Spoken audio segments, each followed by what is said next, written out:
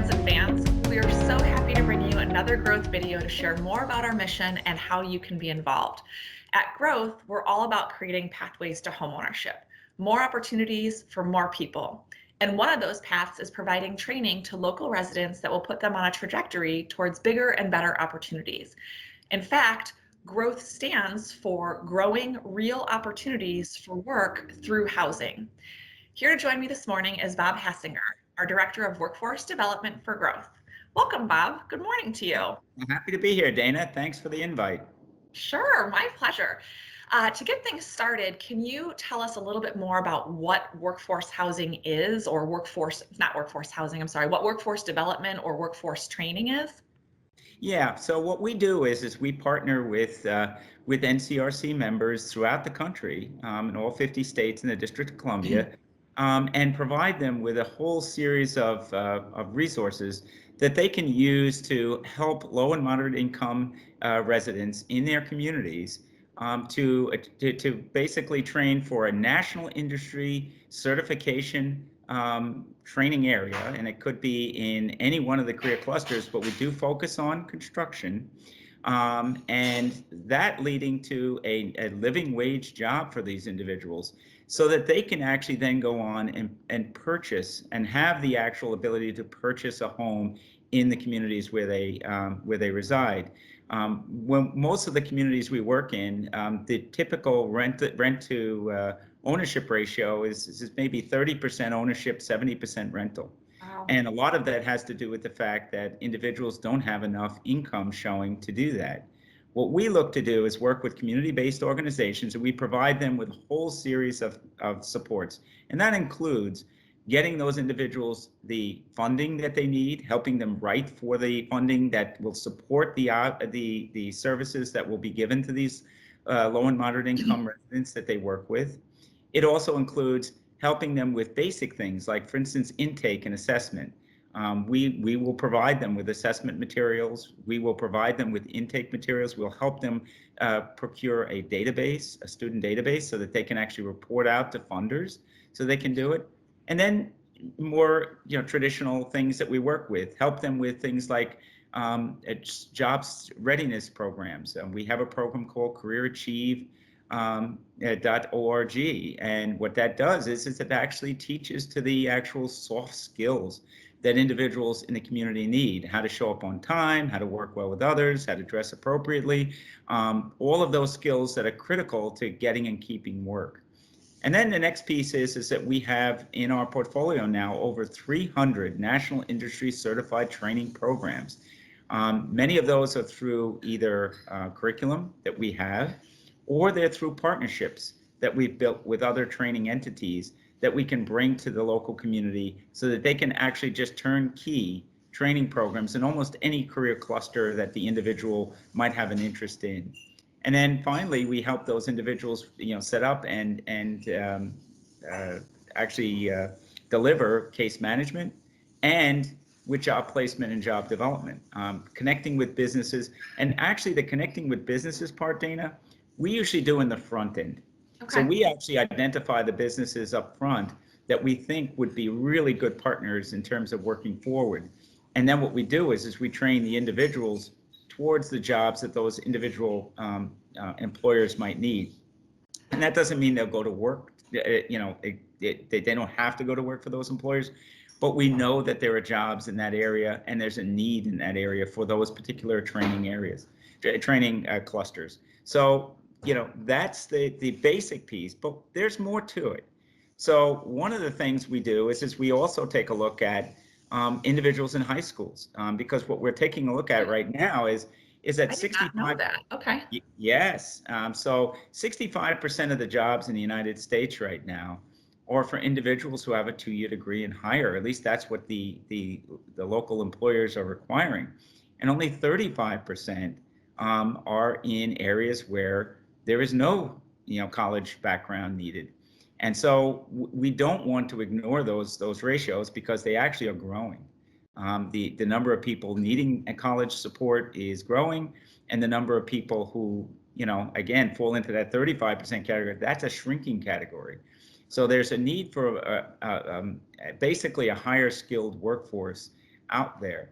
So what we do is we work with local high schools to try to get their students college ready by helping them with the community college entrance assessment called the AccuPlacer, or the Compass, or the Nelson Denny, or the ASVAB.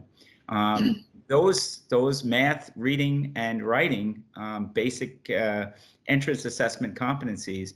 We have a program called AccuPlacerBoostUp.com that actually addresses those and gets them ready in literally as little as 12 to 24 hours worth of intervention. Oh, And wow. yeah, so many of these individuals, they're being assessed at the community college level on skills that they learned in 7th and 8th grade.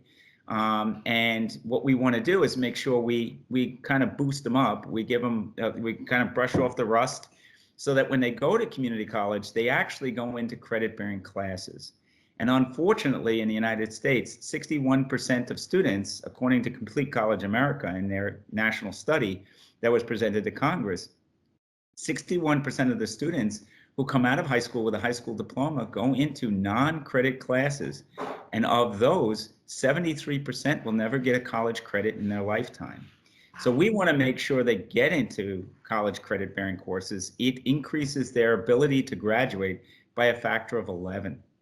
So we want to make sure, especially in communities where there's minority communities and where there's low-income situations going on, we want to make sure those individuals not only get into college, but they actually are in a position to complete college, so that those individuals don't come back to the community and try to fit into that 35%. They're into that 65% where we really don't have to worry very much about them. They're going to do well, and unemployment in those categories is extremely low. The job opportunities are very high, and the pay is high. And unfortunately, if we don't address that, that's one of the areas where we believe the income inequality shows its ugly head. We can't just train for national industry certification classes, although that's our primary focus, without addressing the community college aspect of the overall spectrum, the umbrella that workforce covers. That's really interesting. I think one of the things that we're seeing here at a local level, and I'm sure this is similar at a national level, is that there are jobs available, and it's not that there's a shortage of jobs, and with COVID that has been exacerbated, that there's more jobs available than people to fill them. And what we're seeing right now is there's a gap between the jobs that are available and the training and the skills that people have, and it's just a mismatch right now. But there's not enough to bridge that. There's not enough programs to bridge that gap right now, and so you have more people competing, as you said, for that smaller percentage of jobs where a college degree or maybe some additional training in the trades or whatever it might be just hasn't been available. And there's jobs that are available at that 2-year level. Can you share a little bit more about specifically why workforce training and development is so important? Yeah, so Dana, you nailed it. There's something called a skills gap. That's the actual number. That's the actual nomenclature that's used in the industry. And right now, according to the Bureau of Labor Statistics from our U.S. Department of Labor, there are 10.6 million jobs every day that go unfilled because of this skills gap. So in other words, the employers have these jobs. They're ready to go. They're generally moderate to high-paying jobs, and they can't find eligible individuals, applicants, or applicants are not applying for those jobs, and therefore those jobs go unfilled. Prior to COVID, the highest that it had ever been was 7.2 million, and that was with a 3.5% unemployment rate. In fact, at that time, there were more jobs that went unfilled because of the skills gap than there were unemployed by a factor of 1.1 million. There were 6.1 million unemployed, and there were 7.2 million jobs available. Right now, there are, again, more jobs available than there are individuals who are on pure unemployment. The issue is that the skills gap. So individuals are being required to have very specific skills in order to get into these very structured jobs, these higher paying jobs. And what we try to do is meet with employers, see what skills and competencies they need, and then integrate those into the existing national industry certification programs that we have. We call it contextualization. And bottom line is that we can then get people to fill those jobs. We can meet employer business needs in the local community, which is critical to the community growing and prospering. And at the same time, we can help it's really, we say LMI, low and moderate income. We primarily work with low income, to be very honest with you. Individuals who are unemployed or underemployed, and those individuals making low wages. And those individuals can literally double or even triple their income just by going through our programs. And our programs are short term, Dana. That's critical to our community. We talked about community college coming out of high school. Well, that's a whole different ball of wax than someone who's 35 years of age and has a family, and they really need a job yesterday. And so we structure our programs so that they're approximately 10 to 12-week programs, so that the entire process from intake to assessment to soft skills training to moving on to a national industry certification program and completing it, and then placement is no more than 3 months. And that actually fits very nicely with a lot of the funding agencies we work with. And one of the biggest funding agencies we've found that we're really excited about, we're working with in multiple states now, is the Supplemental Nutrition Assistance Program, Employment and Training 50/50 program. And we're excited to be doing this in multiple states. We really think that the funding that comes from that is one of the keys to unlocking a lot of the potential in our low income communities and getting them the resources they need for the community-based organizations to train these individuals into these skills gap jobs. I don't think a lot of people realize that the SNAP program does have funding set aside for that. You know, when people hear SNAP or some of the other programs that are out there, they don't realize that those funds can be used for training, or, you know, in many ways that enables people to create a sense of self-sufficiency, to be able to move past some of those programs, or, as you had mentioned, into a living wage or something that might be more stable, by building those skills that bridge the gap. In addition to workforce development, Growth has a strong focus on homeownership and removing the barriers to a home purchase. How does workforce development tie into that mission of creating more opportunities for homeownership? Yeah, so access to credit and capital begins with a job, as our Growth founder there, Ed Gorman, would Our say. mantra. Yeah, that's it. So, if you can get off services and you can get into a good living wage job, making, say, $18 to $25 an hour, you can then begin to build credit, and that credit can be used to purchase a home. Most banks look for about a 2-year, work history in order to be able to fund a person getting a home, and certainly they take a look at income to actual loan ratios. So these are important things that workforce addresses.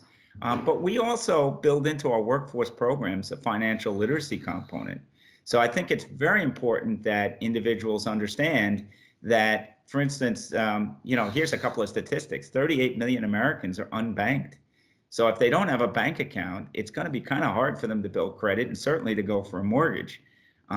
We try to help them understand that banking is very important to their overall health and welfare. And actually, it ends up addressing some of the issues like payday loans and because some of these individual banks will actually, they'll give you your money a day or two before your paycheck hits. And if you actually bank with them, you can actually then access you don't have too much month at the end of your money, as it were, in many situations. And that actually will help your credit, because you can actually pay off credit cards, or you can pay down credit, or you can pay on time more easily than if you actually get a check and then you have to cash it, and part of that check goes towards the processing and cashing of that check. So that's a real focus of ours, is to make sure.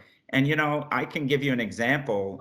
We actually had an individual we worked with in the state of New York who actually came in and complained because his employer wasn't paying him. And when we went back to the employer said, yeah, no, we've been paying him. We pay him every week. He's gotten 3 paychecks already. And when we went back to the individual said, yeah, your employer is paying you. He says he's paying you. Why are you angry? And he said, well, he just gives me these pieces of paper. I can't do anything with this. I don't have any cash. And what they were checks. So the individual didn't know what to do with those checks. They didn't know how to deal with them. They were making decent money, but there's a lot of that financial literacy aspect to the program that has to be addressed in many of our low-income communities in order to bring them into the we'll call it the FICO world, so that they can begin to build credit and they can actually begin to actually see and track their monies and not deal with checks. It can be all electronically done, and these individuals can learn to access the banking system. I think that's a piece of the education too, is repairing some of the distrust that's been with banking, working with banks that are in local areas or have programs or outreach to I'm doing anything. To bring the trust back in, but also to bring people the technology for how to access funds electronically, or how to do direct deposit and things like that, where they may never have known. So speaking of homeownership, Growth currently serves 18 markets as far as where we're building homes or renovating homes. But I know the workforce side has much broader reach than where we're currently building.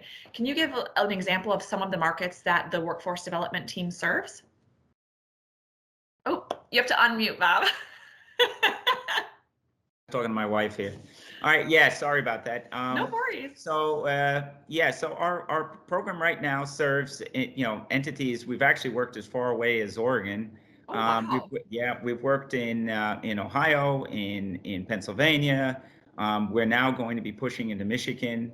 We're doing extensive work in Pennsylvania with Governor Wolf and his entire team there, with their Department of Human Services, working on that SNAP ENT program that we talked about there in multiple markets there.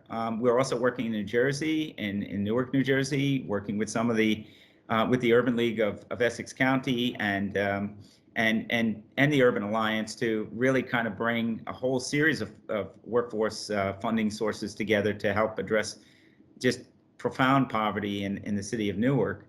And then in Delaware, we're doing a lot of work in the city of Wilmington, but also down in even Dover and in other areas, working through a series of agencies from the Department of Labor, through a couple of our community-based organizations that are NCRC members, and one in particular, the Central Baptist Community Development Corporation, which we're doing extensive work with there, with Reverend Keeling.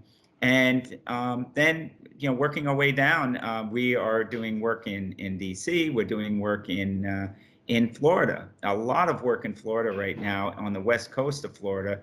But our hope is to do quite a bit more throughout Florida, because there is a real need for the training piece here in Florida. There are so many jobs, and yet there's so much so many individuals who really need training. And we're really finding this, and this is a great connect for growth, in the construction trades, because the construction companies have come to us and said, we can't build in our communities because we just don't have enough skilled labor. And could you train these people for us? So we're really excited about those opportunities as well. But we're actually, what we're looking to do is as we, cement our roots in each one of these states, is to then, get those programs up and running and then move on to the next state. So we're looking to serve a good part of the Southeast in the near future. And then from there, we'll probably, move on to the Midwest and beyond. As I said, we've already been out to Portland and done some work out there, but we really want to make sure that this is a national program. And we really think the formula that we've got to address funding for these training programs, using SNAP ENT and using other foundation funds that we can go through, and our connections to the banks, to try to get to the banks to understand how important this issue is in the communities they serve, and really that this is a great way for them to meet their Community Reinvestment Act requirements, and which are being strengthened as we speak.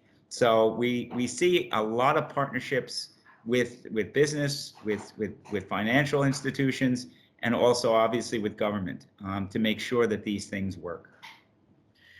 So clearly, I mean, you've highlighted, I should say, that workforce development and training really is a key factor in building upward mobility and, creating or finding a living wage career. What have the outcomes been so far? So kind of two-pronged question. What have the outcomes been so far, as far as the statistics go? But then what are participants in the program saying, along with the organizations that we're partnering with? What do they have to say about the programs as well? Yeah, I obviously, when you change somebody's life, they're really happy. So we've had numerous successes. We've had over 5,000 people that we've been able to work with our community organization to do this. But we're just ramping up right now, Dana. What we've done now, making partnerships with government in the states that we've talked about, is really changed the equation. And so we're looking to take this whole program to another level. We're hoping to have literally tens of thousands of people served, within a year or two. And then beyond that, potentially hundreds of thousands as we actually branch this out. Because NCRC does not do the actual training. What we do is we go in and work with those community-based organizations which are already established, have the trust of the community, and we give them the resources to do this. So in that sense, we're kind of like Johnny Appleseed. We go around, we do what we need to do, give them the resources that they need, and then we move on to the next area, always, of course, making ourselves available so that they know that there's a backstop there. If they've got technical assistance questions, if they've got concerns, funding concerns, if they've got training concerns, that we're there and we can be there to answer any questions that they might have or give them any additional resources that they might need. One of the things that's really interesting that we've integrated more recently is trauma assessment. And I think that is a fascinating area for workforce that really has not been explored Right. or really been exploited to the level it needs to be. And I think it's part of our special sauce. So now when we're going into these communities, one of the things that's giving us an advantage is when we do a trauma assessment and we actually then find out what issues that individual has that are giving them anxiety, that are giving them stress, or that are actually inhibiting them from being able to get and keep work. We can then address that with actual social work skills actually with counseling, with professional counseling. And all of these services, interestingly enough, are covered through Medicaid.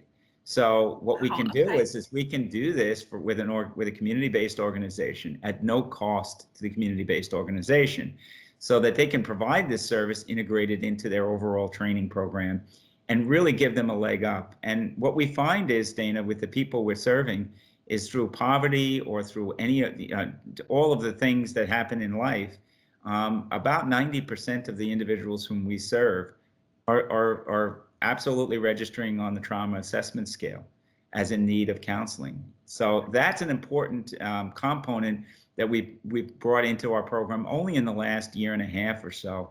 And we're looking now to expand that as we go into each program, because as we learn what is inhibiting individuals who are hard to serve and in communities where there's very high unemployment rates and underemployment rates, is that it's so important that we understand why this is happening and then try to address those issues up front and not have individuals.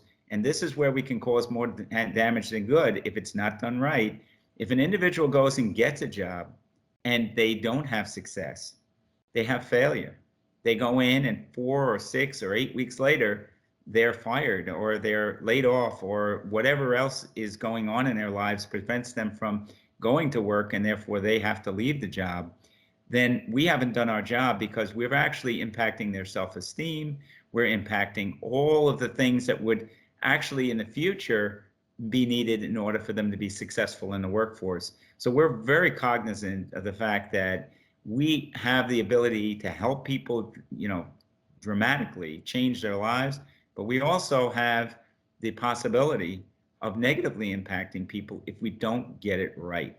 And so that's something we bring to the fore in all of the markets that we work in, to try to make sure that the entities we work with are aware of that aspect of it. So if someone goes through our soft skills job readiness program, and we notice that they just really have multiple barriers to employment, we will not move them on until they're really ready to move on to that actual next step.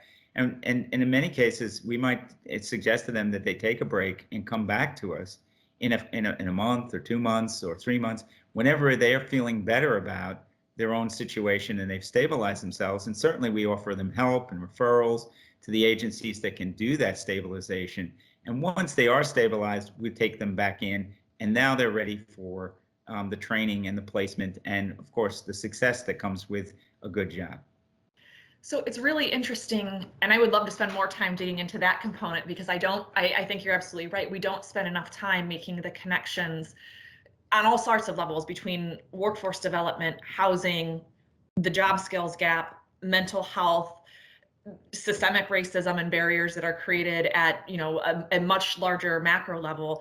But that when you look at trauma scores or ACEs scores, and even going from generation to generation in the level, if there's level of hopelessness when you get second, third, fourth generation in and there hasn't been improvement, that level of hopelessness only grows, that self-esteem goes down. And to be able to train those soft skills, but the coping mechanisms that people need, finding where their support systems might be, whether it's financial, spiritual, health, family, whatever it may be, that those are also things that need to be addressed, and oftentimes people overlook. But I think hopefully we're starting to see that, whether it's in police enforcement and adding that mental health and social work component, if it's in workforce training, that, hey, there has to be a lot of people that are coming from low and moderate income communities or in communities of color don't always have the social capital to understand some of those hidden rules that you need to know when you're going into a workplace. And combined with trauma scores, that those are really hard barriers to overcome for people.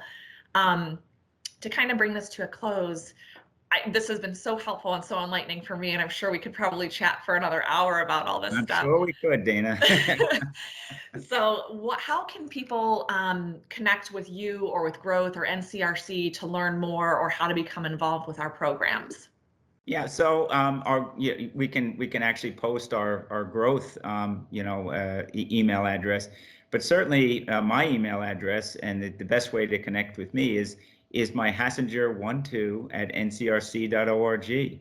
Anybody who is got a community which is in need, we're out there to help them. And one thing we have left out of this actual discussion, and it's a critical area in the workforce areas, is our work with returning citizens. And I think that's a critical area too, because when we had a 3.5% unemployment rate in this country, 1.5% of that were returning citizens.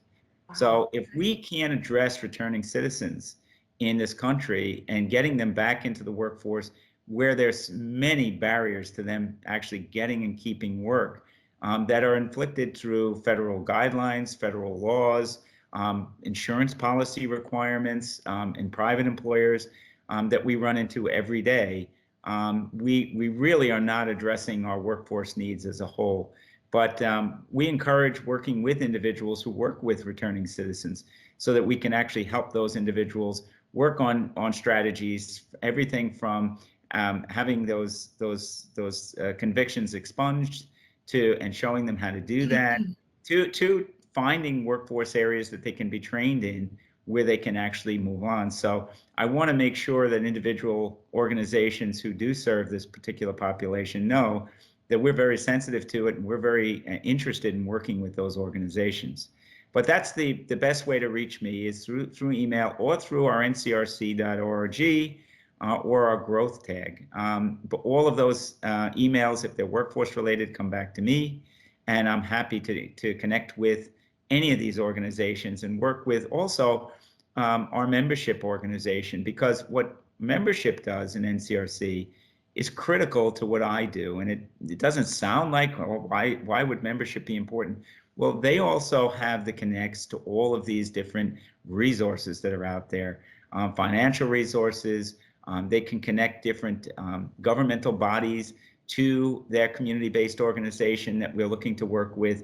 And they can do things on a political and on an organizing scale that workforce is just really not designed to do, nor do we have the bandwidth to do.